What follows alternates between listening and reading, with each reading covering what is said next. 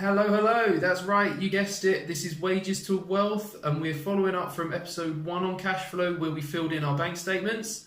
If you haven't seen that video, check the link, I'll attach it to the video, and make sure you go back and watch it. We're using bank statements because whilst we could use a smartphone app or online banking, they only tend to show us about 10 to 15 transactions, which isn't enough to see patterns in our spending. So go back, watch the first video, and I'll see you again soon. Alright then, so for those of you who are up to date, let's get stuck in. What the bank statements are going to allow us to do is measure 4 key factors in our cash flow. The first one is how much money is in the regular and irregular sections of both income and expenses. Then we're going to be able to see how much positive or negative cash flow we have across each month and across the 3 months in total. We're going to be able to look for patterns, for example, consistently using cash machines a couple of times a week or on the same day each week. If we regularly use the same shops or restaurants or cafes sort of thing. And it also allows us to decide what we can eliminate. If we can see everything in front of us, we can see what we overindulge in and what we might be able to eliminate. So I'm just quickly going to go through some of the most efficient ways to reduce expenses without removing any of the fun. If you want me to go into further detail, please get in touch, comment below, or I will put my Instagram at the end of the video. So the first place we want to start is looking at reducing our bills. Staying loyal to a company isn't beneficial to the customer anymore.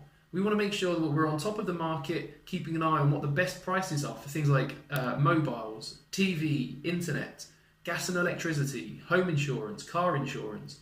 This can save us up to and over £50 a month, sometimes even over £100 a month, depending on how many different utilities you use. It's also worth looking at rent prices in your area to see if the rent that you're paying is above the average. If it is, contact your landlord because it might well be worth trying to negotiate a reduced price. Tenants hold a lot of power because the landlord can't afford to lose maybe 1 to 2 months rent when a tenant decides to move out. So us staying in that property is beneficial to them, and if it means losing £20 to £50 a month, then that might well be a risk they're willing to take. This could save you, as I said, 20 to 50 to possibly even up to £100 per month, depending on the area that you live. If you find that the landlord isn't willing to negotiate on the rent, and you find somewhere that's a couple of £100 cheaper per month, you might have to bite the bullet and pay a bit extra to buy out of your contract and pay for a new contract at a new property. But if you're saving a couple of £100 a month, you will get that money back in no time and then save on top of it. Depending on the circumstances, this could save you anywhere between £30 to £100 plus per month. If you have any habitual shopping tendencies, so you like to buy lunch out when you're at work, or you buy a coffee every morning on the way in to work or on the way home, or it might be that on your lunch break you do a bit of retail therapy. It might start off as £3-4 a day or potentially more, but it gradually escalates and builds up over the month. It's not about getting rid of these habits, it's just about reducing them, trying to alternate. So one day you bring a coffee from home, or you buy some syrups to make your coffee taste a bit sweeter. Or it might be that one day a week or 2 days a week you just leave your bank card at home so that there's no option or there's no chance there for you to start spending money whilst you're at work. And even just freeing up £100 a month in this category could make a huge difference to your debt repayments. From your regular expenses, have a look at any unused subscriptions that you have. For about 3 years, I had a direct debit to a charity for £11 a month, and I never got around to cancelling it. I didn't even know who the charity was. So anything like unused gyms, magazine subscriptions, or online platforms, cutting those out if they're not being used could save you £5 to £50 plus a month. So as you can see, you could potentially stand to save a couple of £100 a month just by reducing some of your luxury spending and getting on top of utilities and your rent. So now let's have a look at your income. So some of these are things that could boost your irregular income. One of them would be selling items online. Anything unused in your home that you no longer want, sell it online, make a few quid, tidy the house and bump up the bank balance. Second one would be if you have a particular skill or talent, whether it be something like hairdressing, personal training or child minding, make yourself available to friends and family and neighbours. A couple of extra quid a month for something that you're good at is going to go a long way. If your social media is very active, with over 1,000 or so followers and a lot of interaction with them, smaller companies will be willing to do sponsored ads or paid ads.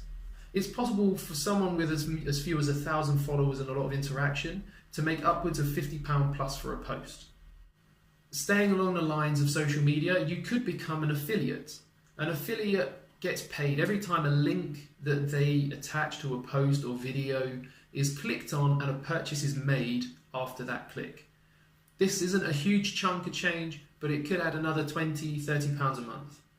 And we're also going to have a look at our regular income, also known as our JOB.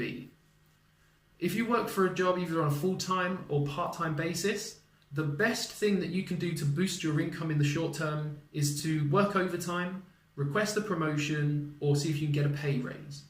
If your company refuses to offer you any of those, you always have the option of looking for another company elsewhere that is willing to offer you overtime, a pay raise, or a promotion.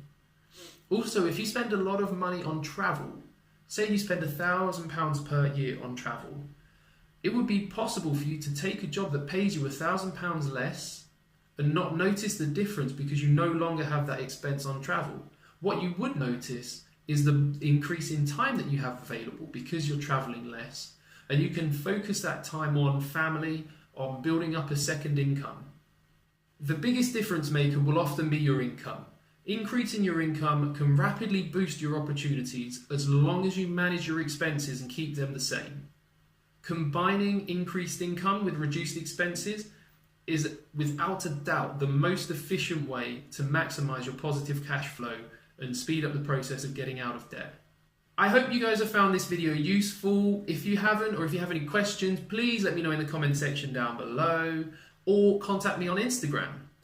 If you have any tips or tricks of your own to help reduce your expenses or increase your income, I would love to hear them, and there is a huge debt-free community out there that is full of little tips and tricks to help us get ahead. So I'd love to see them shared down below. Have a lovely day, guys. See you in the next video.